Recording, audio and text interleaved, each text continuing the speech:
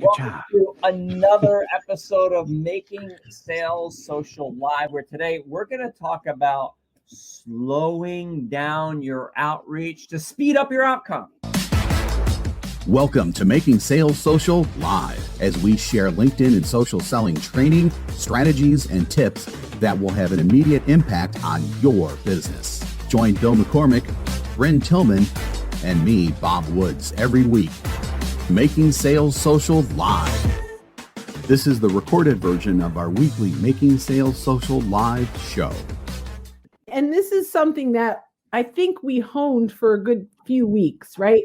We really tried to come up with that quick saying that brings it all together. And so slowing down your outreach to speed up your outcome really comes from the heart of social selling, which is it's about building relationships, being of value, bringing resources.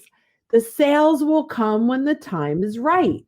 Exactly. The bottom line is, as salespeople, we've got this agenda, right? Which is to talk with more leads, to have more sales conversations, with which of course is the goal, but we tend to pitch way too soon. We tend to connect and pitch as a bait and switch, right? We talk about that all the time, but we tend to have our own agenda and we approach it from a perspective of, I can't wait to tell you all the great things I can do for you, versus actually bringing value. So let's kind of talk about what that means from a social selling perspective. Well, I think first and foremost, we have to realize that there's no easy button. There's no shortcut. And that's what people are looking for. They're looking for this plug and play option where they can send out massive amounts of outreach on social, and then people will come back and their inbox will be filled, whether it's on LinkedIn or their email inbox or their phone will ring off the hook, and all these people will want what they have. And when that doesn't happen, then they try to make it happen themselves. They try to, I'm just going to then reach out to Bob, even though I don't know him. And can that work? Yes. Maybe once in a while. But really the truth is, as we say, if we slow it down, rather than sending out something to thousands of people, if we make our target smaller, right? The movie, The Patriot, he tells his sons, remember this, aim small, miss small. If you're aiming for a really small spot on a target and you miss by a couple of inches, you're still within a good range of what you hit. And so when we make our target smaller, when we're looking at less people to have a conversation with, we end up not alienating so many people. I think that's one of my big takeaways in slowing down so that we reach more people, is that, you know, when we do mass outreach to thousands of people, we end up alienating hundreds of people. And so if we reach out to 10 people, we really don't end up alienating anyone if we do it in the right way, because we're going slow, we're taking our time, we're not pitching right away. We're doing discovery with them as we grow the relationship. And so we know the time is right to say, hey, Bob, let's get on a call and talk about that. Or, hey, Bob, I've got a link to a great article that addresses your prospecting issues. Let me know if you want it and I'll send it to you. At no point does Bob feel pressure. Bob, I'm giving Bob an out. And so that's one of the tactics in slowing down the speed up. Exactly. And the one thing that happens, I think, that when you do that speed up thing is a negative from what everything that Bill just said. Plus, it makes you look desperate. It makes you look like, from what a good friend of ours, Larry Levine, calls commission breath. And when you do it like that, everybody who receives this communication knows that you're looking for one thing and one thing only, the sale. And that's it. And as social sellers, we can't do that. We teach that all the time. It's really about slowing down the outreach to speed up the outcome. Yeah, I love what you guys are saying. So let's talk about this tactically. We connect with someone new and I want a sales conversation. They're an ideal lead or an ideal prospect. So I want to say, hey, let's jump on a call so I can tell you about my products and services. But we haven't earned the right to get that conversation, right? And so some of slowing it down is taking the time to earn the right to get that conversation. right? Yep. So how do we do that? I'm going to just give an example. Bill shares this great piece of content that around an amazing topic, and he's got all these people that are engaging on this, right? So I may say, hey, there are 3 or 4 people engaging on Bill's share that I want to have a conversation with, but I'm not going to connect and pitch. So how do I start a conversation in a way that's meaningful to them? Well, from social listening, and this is at its easiest level, I know they like Bill's stuff. So now maybe I start a conversation around that topic.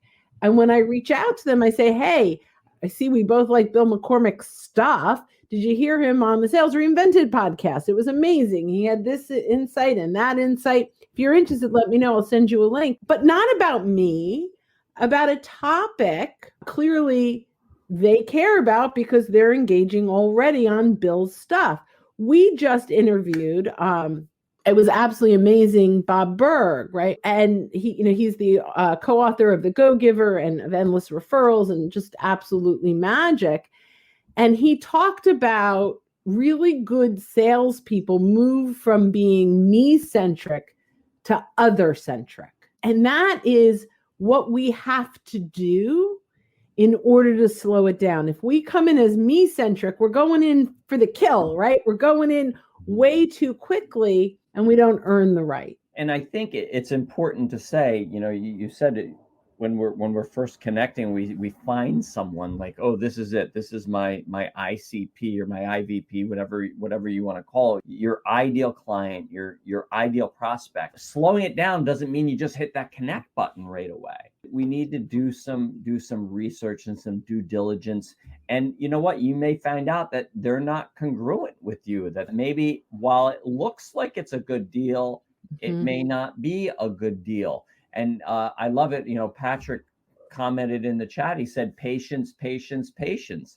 And that's true. But here's one of the big problems for sale. And I've been there. Salesperson, and your pipeline is like drying up. And so because I don't have a lot of prospects in my pipeline, I get desperate, to Bob's point before. And so we just start hammering this out. Also, if you're a sales leader or a sales manager, what kind of pressure are you putting on your people? Or, what are their KPIs or their KPAs, their key performance activities that they have to do each day? And where does this fall into there? How much are you pressuring them that they're reaching out indiscriminately to people? By slowing down, we're talking about having better quality conversations. And that's really where it starts. We're not talking about having a sales call. As Bryn said, we've got to earn the right to get there. And the way that we earn the right is just by having a conversation. So many salespeople, individual small business owners, entrepreneurs, they don't know how to have a conversation that doesn't say, but Bryn, we help companies just like you. They just don't know how to do it because they've been taught their whole lives or their whole careers to lead with their solution rather than leading to their solution. I think that's a big key, is leading to your solution to get the more raised hands, to get somebody to say, hey, you know what? I want to know more. And then that's a whole different conversation. So let's talk about some ways that we can lead to our solution rather than leading with our solution. Yeah, I mean, I've got a bajillion that go through my head, right? But what I think what you said is so absolutely critical. As salespeople have been taught to lead with, let me tell you how I can help you. And I think the key to lead to is shifting your mind and shifting your behaviors from the here's how I can help you to actually helping you, right? And I think that's the shift. You had said, Bill, so many people start with, I help companies just like yours. Instead of telling them that, actually start by helping them, by letting them test drive a little bit. Because when you say, I help companies just like yours, so if you're saying that to me, I'm thinking, oh, so I'm just another number. And I think of the Bob Seger song, I feel like a number. Then you're just another prospect in the pipeline. You're just another name in their CRM. You're just another dollar amount on your goal for the month. By actually just helping them, you're actually going to differentiate yourself from everyone else out there that's starting and launching into their pitch and telling everyone, you know what, we're the top 5 in this, and we have the best rated customer service in that. That's great. But you know what?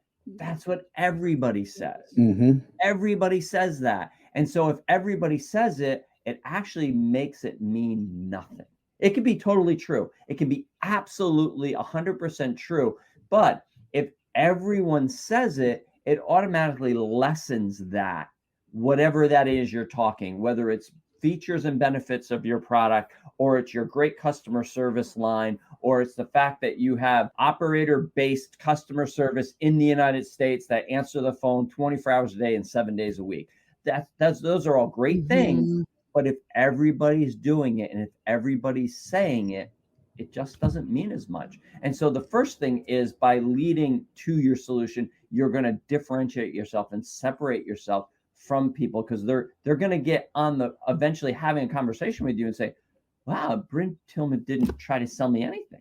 She didn't sell me any training. In fact, I got off the phone with her and I knew all these things I could do on LinkedIn to make my profile better. She showed me. She actually showed me how to do it, and she didn't ask anything. Well, so I want to be clear, though. We do ask.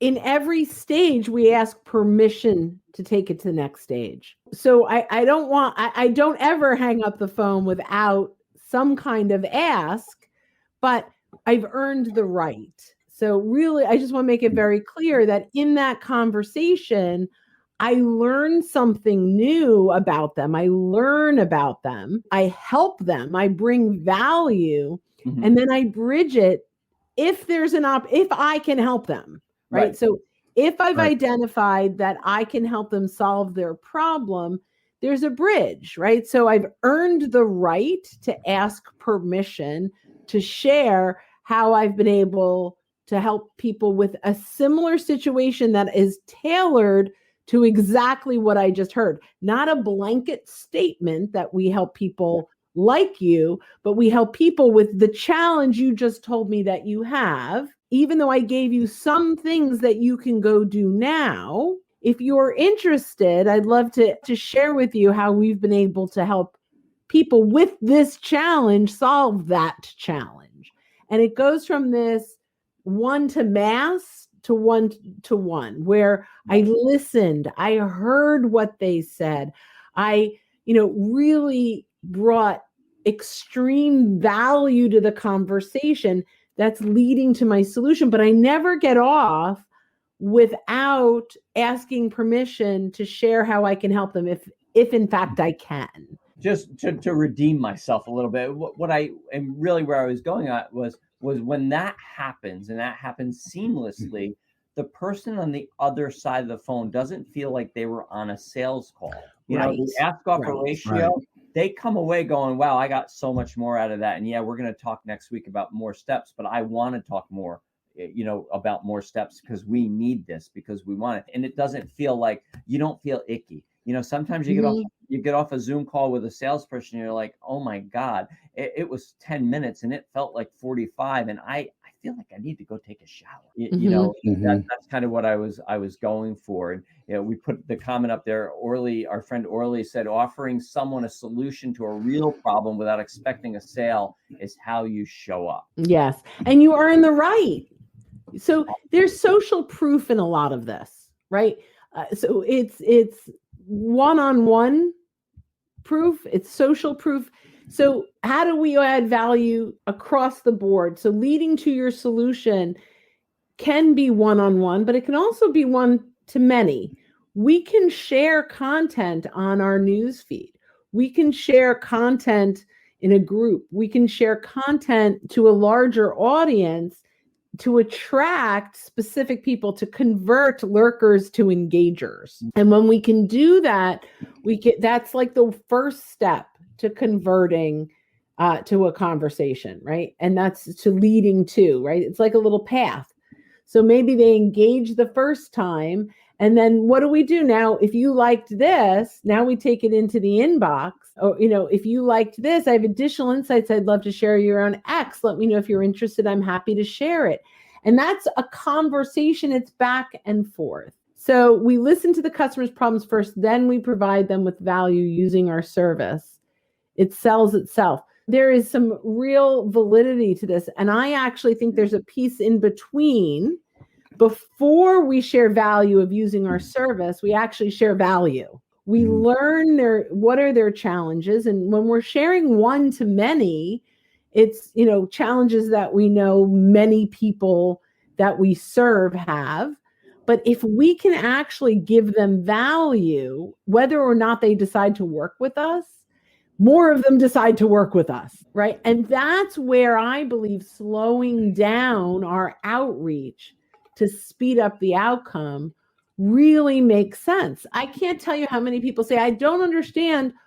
I have so much value to bring, but they won't get on a call with me. You haven't earned the right yet. You probably led too quickly with your solution. I think you bring up a good point. I want to go back to the study we did about a year ago, because you said you didn't talk about just sending them content, right? Because that's what we used to do. We used to just, follow up with a welcome message, say, hey, not sure if you're exploring LinkedIn or social selling training, but if you are, here's a great list of resources. Here's a great link to some of our resources. And another social sales trainer said, you're pitching. Yeah, let's call him out. Andy Foote said you're spamming. He challenged us. You're spamming. We're like, no, we're not. Of course, we got offended right away. Not offended, but we got like defensive. Defensive. Not offended, right? And Defensive. So we're going to prove him wrong. Right. So we sent 100 messages like that said, here's the link right there. And 19 people opened them up. 19% response rate is not real bad. Right. It's probably, I was like, we're right. Yeah. 19 people click through. But then we changed it slightly. And we said, hey, Brent, thanks for connecting with me here on LinkedIn. If you're not sure if you're exploring social selling or LinkedIn sales strategies, but if you are, please let me know. I'd love to send you a link to some resources. And let me see if I can get it right here. So 68 out of 100 69 out of 100 said, yes, send me the link. Yep. And 58 of those clicked through and looked at it. Crazy. That's huge. That's like 4 times or something like that. I know I'm not good at math. That's why I do this. But so it's there, like that's a way to slow it down. You're putting in an extra step, but you're I'm giving Bob an opt-out. So Bob can look at that and say, no, I don't really care about that, and go on with his day. Here's the thing. I didn't offend Bob. I didn't just send him something he didn't want. I thought of him, right? I was being thoughtful. And so later on, maybe Bob goes back and he has the need. Wait, I remember that Bill McCormick guy. Hey, Bill, now I'd like to see it. And it happens all the time. Exactly. Most of our yeses are yeses over a long period of time or a longer period of time, or they're just yeses. Yes, we're ready. Let's go. But I don't ever really consider it a no, because eventually they come around and go, yeah, you know what? We're ready. We're ready for that now. And that's what the slowing down can do and speeding up, because you're putting in an extra step. You're putting in a little bit of extra effort and care and concern for the other person, but it's giving them the option, and people love to have options. Feel like they have control of their inbox. We haven't spammed them. And there's FOMO.